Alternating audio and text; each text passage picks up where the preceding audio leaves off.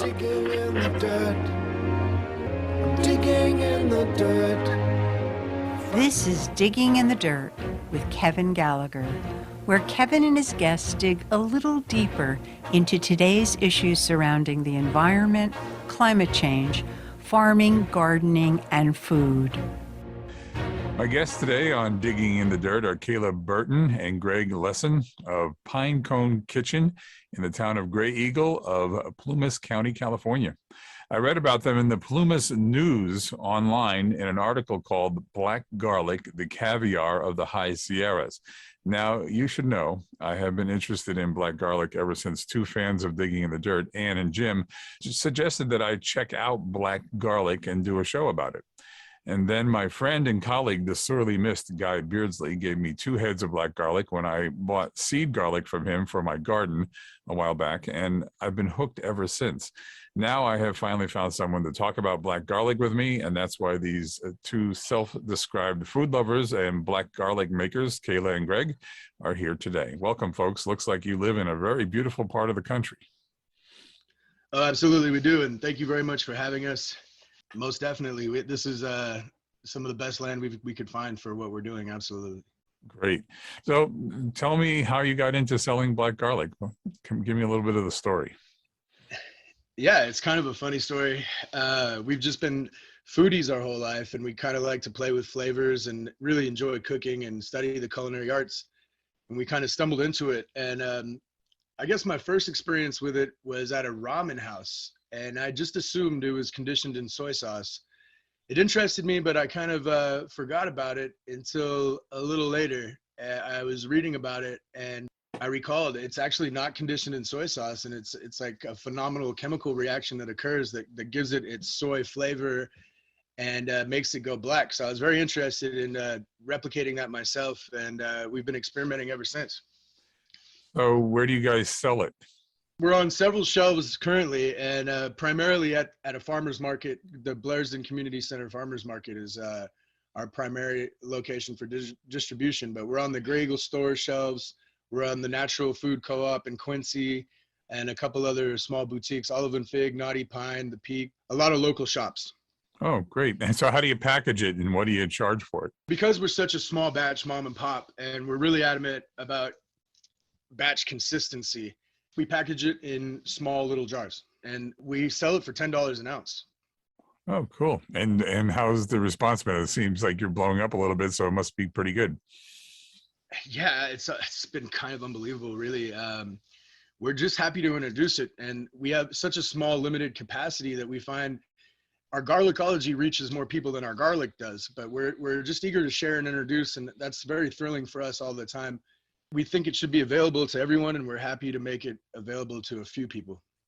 So can one of you tell me a little bit about black garlic? I mean, you know, a bit of the history of it, where it came from and how it's got, popular? So a little bit of research that we've done, it's like thousands of years old, primarily in like Southeast Asia, Thailand, Korea. It's been used primarily as a pharmacopoeia before it was part of your food. Their cuisine. Yeah. They were using it, garlic has amazing health benefits, antimicrobial, antifungal. So, times before penicillin was around, garlic was used to, treat things like the flu, the cold and whatnot. And so that was when we first kind of discovered the history of it. And it's just kind of becoming more popular in the last few decades here and in England and all that. A couple of big chefs on TV have used it, and that's where it's kind of been gaining a little bit of popularity here. But it's very old recipe, very, very old. Yeah, 4,000 plus years, and it's believed in ancient Taoism. Black garlic was said to give you immortality. Huh. And like Kayla said, it was part of their pharmacopoeia before it was part of their cuisine. It was actually used. One of the prescriptions was it was an aphrodisiac. Oh, well, that's a good benefit, right? Yeah. So, Yes, yeah, I know that a lot of people's. I mean, Guy Beardsley, he said it was, he thought it was one of the healthiest things you could eat. So, is that something you guys believe too? Oh, most definitely, yes, sir. We're constantly learning about more benefits, and we're reading studies. The conversion of the sulfur and the acidity increases the antioxidants, and there's just a plethora of health benefits for anything with that many antioxidants. It's got anti-cholesterol properties, studies have shown. It's just constantly serving our body, and it's so absent in Western cuisine. I almost feel like it delivers something that's been missing for so long. And we're really enthusiastic about the health benefits, most definitely. Cool. So tell me how you personally go about making black garlic. Can you explain the process a little bit? We've experimented. We're probably about at least 50 batches. I could go over my notes. I think a little, maybe plus. And we originally started with a reference from a YouTube video, which is wrap the garlic bulbs in saran wrap and then wrap it in foil and then put it in your crock pot. So we were making about 10 cloves at a time when we first started. And we were learning about controlling the heat and humidity. And we've come a long way since then. But I recommend that's the best way for anybody who wants to make it at their house. We can make it easily in a crock pot with some saran wrap, and you wrap in the foil around the saran wrap. That gives you a little bit of humidity control. Now we've graduated to a process where we need much more humidity control than that. We're looking for batch consistency, and we're really dialing in. I believe what sets our garlic apart is the humidity and moisture content of our garlic. It's immediately charcuterie compatible. It's spreadable immediately on a cracker, but it's also got a consistency where because it's got a natural antimicrobial, antifungal properties, you can leave a clove out of the jar for about 4 hours and shave it as if it was a truffle. And that's exactly where we want it application-wise. There's a lot of variables as far as when the garlic was harvested. I mean, we're learning about all these different contingencies to get the results we want. Very cool. So how much do you make at one time? Well, we started, like I said, with 10 cloves, and we graduated to about, I think our biggest batch has been close to 70 pounds, but on average, we do 40 pounds batch loads, and we stagger them weeks apart. Because it takes a while. Oh, yes, sir. You can facilitate the Maillard reaction that's what gives it the color. But we found you can do that as soon as 9 days. So you can turn white garlic to black garlic in as fast as 9 days. And I think a lot of amateurs or people who are just beginning immediately assume that there they go. And just like we did, but we've discovered that it has a lot longer shelf life, and the antimicrobial properties and antifungal properties really get promoted around the 45th day. And we don't take our garlic off any time before 60 days. It's the shortest batch we've ever done is 60 days to meet our standards. Wow, great. You know, we can't buy black garlic like from you here where I live. So my wife and I took the plunge and bought ourselves a black garlic cooker. Now they're kind of pricey. They're about $100, but it's so damn easy. I have to tell the audience that, we put 16 heads into the 2-tiered cooker, push the button, it automatically sets the temperature to 77 degrees, which is about 170 degrees Fahrenheit. And then it cooks it for 287 hours. It counts down. And then if you see it, I go into the garage all the time and say, oh, it's 230 and it's 180. And then when it finishes cooking, it shuts off automatically, and it's like you said, it's a long time cooking it. I notice that we have no problems with it being like in the refrigerator for long periods of time. So absolutely, those units are great. I would love to play with one. Those are a lot of fun. A couple of my chef friends have them as well. Yeah. It's a good way to get in it if you that's a pricey amount, instead of just buying it from somebody like yourself, where you can get a little bit at a time. But they are pretty handy, that's for sure. So, one thing have to warn everybody, though, about having your own garlic cookers, and you must run into it too, is the smell. I mean, it definitely has to be, it definitely has to be in the garage or a shed or someplace, because you can't do it in the house. It's just, it stinks heavily of garlic. Absolutely. It really is. And we've done batches, about 20-pound batches. And the conversion, when it's converting from white to black, it happens around the first 12 days. And that's when the smell is the worst. I mean, essentially all the sulfur and acidity is in the air. It's Allison. We've woken up in the morning and it felt like somebody had just chopped some onions in the bedroom, and our eyes are on fire. We've been dealing with all that. I have a sock drawer with dress socks I only open every Sunday. And I don't know how the garlic smell has infiltrated my sock drawer, but yeah, we've definitely It's kind of funny around town. We've been known for smelling like garlic for a while. Yeah, you gotta like the smell of garlic if you want to do this yourself, for sure. Yeah, yes, sir. We keep the vampires away from the whole neighborhood. That's funny. So let's tell everybody about what you think black garlic tastes like, because everybody has a little bit different idea. And when I've given some to people, some people I've actually had, and you probably had it too, the reaction of, ugh, they don't like it at all, right? So I just say, well, more for me. I just, thought you might enjoy it. But what do you think about the taste of it? Well, when I first tried it straight out of its manufacturing, not adding it to anything, it really had like a black licorice taste. So it kind of threw me off a little bit. Very, very sweet. Interesting. Yeah. But over time, since we've been cooking with it with various flavors, we found something interesting. When we cook our black garlic or add it as a garnish to something that's a little bit on the sweeter side, it's going to have more chocolate notes, versus if we cook it with something a little bit more on the salty side, it's going to taste a little bit more like umami. You're talking about when you put it in a recipe. Yes, sir. Yeah, it's got a general sweetness to, like, compared to raw garlic, it's much sweeter. It's got a, when you put raw garlic on anything and you take a bite, it's right there on your palate. You taste it. Oh, there's garlic in this. Black garlic is much different. It kind of sits on the back end and it'll just complement whatever you cook with it. But generally speaking, I'd say it's umami, sweeter, almost a little smoky as well too. We generally say it's got a consistency of like a mushroom or a truffle. So it depending on how long you cook it for. If you cook it a little bit longer, it'll come out a little bit harder. But generally, when we get it right where we want it to be, it's soft. It's, like Greg said, it's charcuterie compatible. You can just spread it on a piece of toast. But awesome. it generally is much sweeter. Yep. Yeah, I get a slightly sweet balsamic, like raisiny flavor sometimes, that's, and I asked my wife, what would you describe the consistency? She says, it's sort of like a mushy or gummy. Yeah, exactly. I think that's very accurate. When I first stumbled across it, I thought it was conditioned in soy sauce. It rang my bell just like soy sauce did. And I thought this may have just been soaked or somehow simmered or even pickled or so.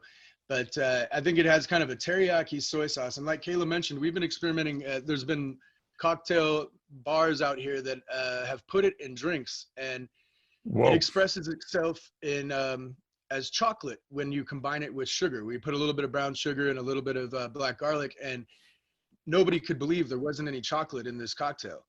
You got to be using it with like a brown liquor like bourbon or scotch, right? Yeah, yes, sir. It was kind of a play on a mojito. But yeah, absolutely. It complements a variety. It's just very, very versatile. It's I would say it's as versatile as white garlic, maybe even more, because all garlic lovers are interested in black garlic. But if you hate garlic, I would encourage you to look at black garlic, because it has really nothing in common with white garlic by the time it goes black. It's got much more in common with, like Kayla said, with a truffle or a mushroom. And application wise, I think that's the best way to think of it. If you think of it as a mushroom and you apply it culinarily like a mushroom, I think that's more accurate, and you're going to have less trouble than working with it in other aspects. Yeah, I think you're right. I think it does, as it transforms, it loses a lot of its garlickiness. It's got that back end hint of it, but it's really not a powerful garlic taste. It's much different. Yeah, it's very subtle and quiet back on the palate. And we have found what's cool too is, like, I have a few family members in particular that raw garlic, they love the taste, but it just tears them up. They get gas, it makes them stink, and they just really can't eat it because it doesn't work well with their body. But they find that they can eat the black garlic, and because everything is broken down and softened and caramelized, the allicin and the sulfur doesn't create so many problems for them. So they're able to eat garlic in their diet and not have all those side effects from the burning and the gas. Yeah, much more mild and less acidity. Yeah. So what kind of garlic do you use? Do you use different varieties, and do you find that they have different tastes? Well, yeah, that's one of the contingencies and variables we've been trying to control. And it's important for us, priority we give to proximity. So it's very important to us that we get these small batch garlic farmers where we're shaking hands and making eye contact with the guy who watered it. So we prioritize that over a specific kind of variety. And then we're dialing in the variables, because it's all contingent about when it's harvested as well. If you take some immediately fresh garlic out of the ground, it's going to take a lot more time to caramelize all of those enzymes and sulfur. But if you have some garlic that's been sitting somewhere on a truck. And basically what we're doing is aged garlic. So it's not as important to get fresh garlic. For us, we value the locality. It's us. We want to pay homage to the local farmers. It's a value that's reflected in our business and the way we eat. And that's the most important thing for us, is to get the garlic that's grown on the dirt that we're walking on. Support the local farmer. That's what we're all about here. So we're talking to Kayla Burton and Greg Lesson of Pine Cone Kitchen. They're into selling black garlic, and I just had the need to talk to somebody about black garlic because there's not many people who know about it and everything. And when I saw you guys in that article, I said, hey, I got to talk to these guys and see what they're up to about this. So, I have to, because I don't have necessarily the farmers here all the time. I'm always on the lookout for a good local farmer, but sometimes when I need it, I go to my local Indian, big outdoor kind of place, and they have really good garlic, organic garlic, and large. Do you find you need larger ones to get a good clove out of it when you're finished?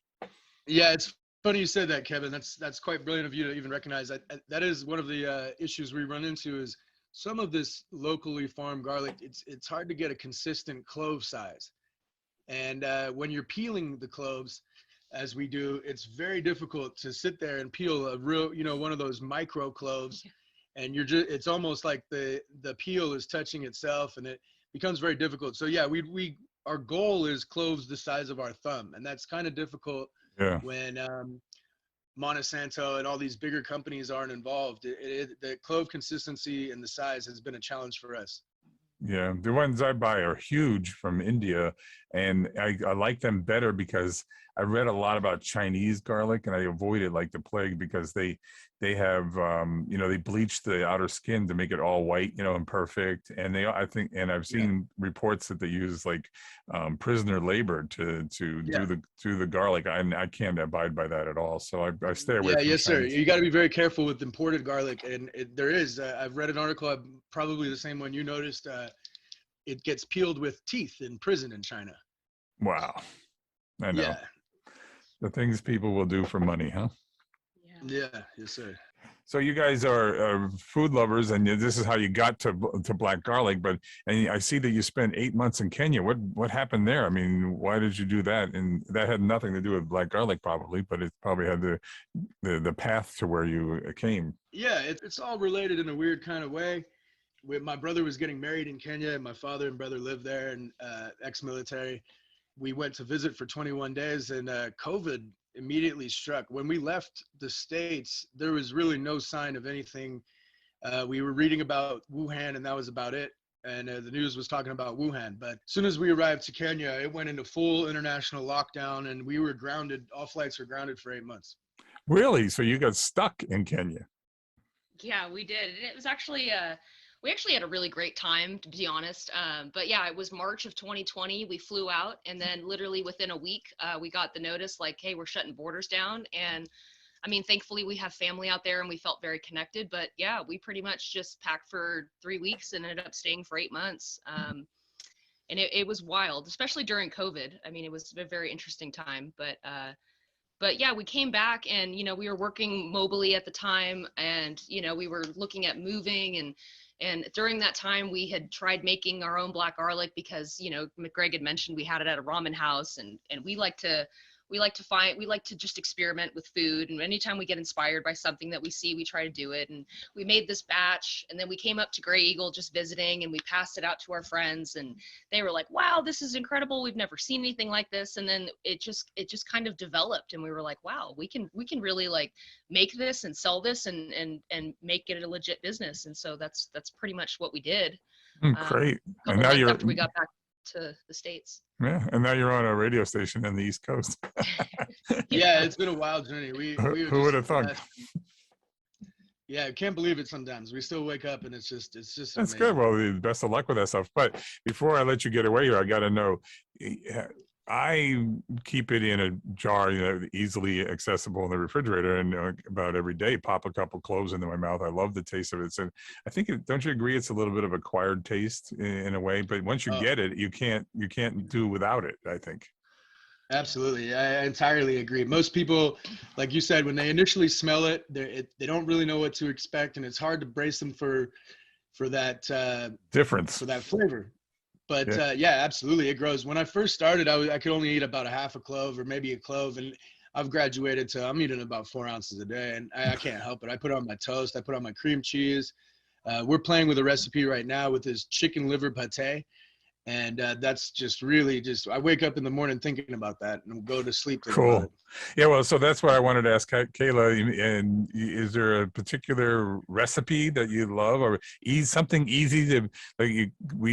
I just want to give people an idea that it's not just about popping the cloves, but I'm having difficulty trying to incorporate it into my meals. You know, and I can mash it up and put it into the tomato sauce for my spaghetti, you know, so that you don't even see it. It's just adds this heavy flavor to it that's nice, you know. That's is there some recipe that is easy for people to try with black garlic?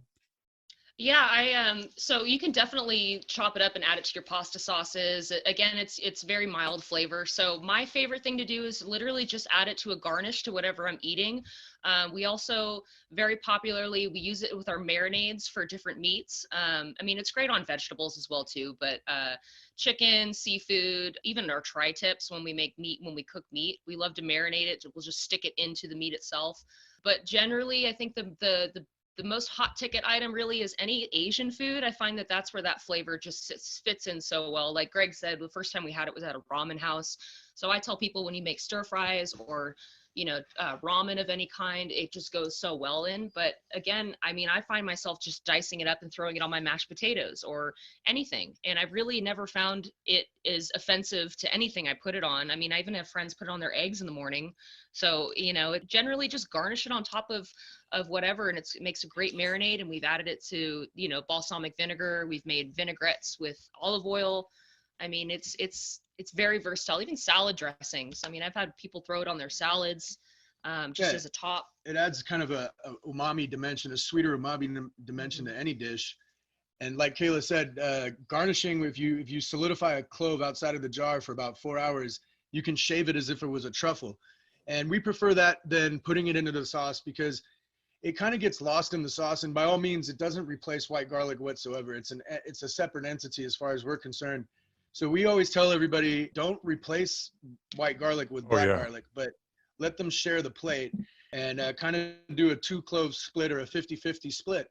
And it'll add another umami dimension to any of your dishes, really. That sounds right, because I'm not giving up my garlic. I'm a big We're not ready to lose white garlic. All kinds of garlic I want, you know. So I agree with that. Yeah, and I'll throw a couple cloves on a plate, like say with a lamb chop or something like that, you know, just on the side, you know, and people just say, well, what's this? That's very cool. We had a recipe contest on our page, and we had chefs participate, and it was really interesting to see how the chefs interpreted the flavors. Guys have put it into pasta. Our friend Chris has put it into pasta. A local bakery, Belaine, has made a ham, brie, and black garlic croissant that does very well. It pairs with brie cheese unbelievably well. And we've just, it's made it into the Bloody Marys as a Bloody Mary garnish. It's sitting right next to the olive and the asparagus. I like the way you think. It's very versatile. That's great. So on your Facebook page, I saw or somewhere that you said the food industry in America needs a makeover, and we're happy to be part of it. Let thy food be thy medicine, and thy medicine be thy food. You want to extrapolate on that a little bit? Absolutely, yeah. That's I believe when you start prioritizing profit over just general quality. I mean, we have companies in America are mass producing things, and they're looking for ways to save a fraction of a cent at our expense. And we take the opposite approach. We're just adamant about consistent batch quality, and we go through great lengths and put in way more hours than we could possibly, you know, for us, this is kind of more than we're in the business of selling garlic. We like to share our garlicology with everybody. And I think we're reaching more people with garlicology than we are with our garlic. We just have a limited capacity with our garlic. We're a micro batch mom and pop. But I think what we've done for black garlic is really, and thank you for allowing us with your platform, is really just share everything we know about it and hope to inspire other people. And we encourage people to make it at their house. We're not in competition at all. for us, it's the health benefits, and getting this medicine around is much more valuable to us than any dollar that comes across our table. Cool. Well, I thank you for being on here, and I also wish you all the luck with your business. It sounds like you got a good thing going here. This is Kayla Burton and Greg Lesson of Pine Cone Kitchen out in California. Where can they reach you if they want to reach out to say hello or find out if they can get something from you or just talk to you?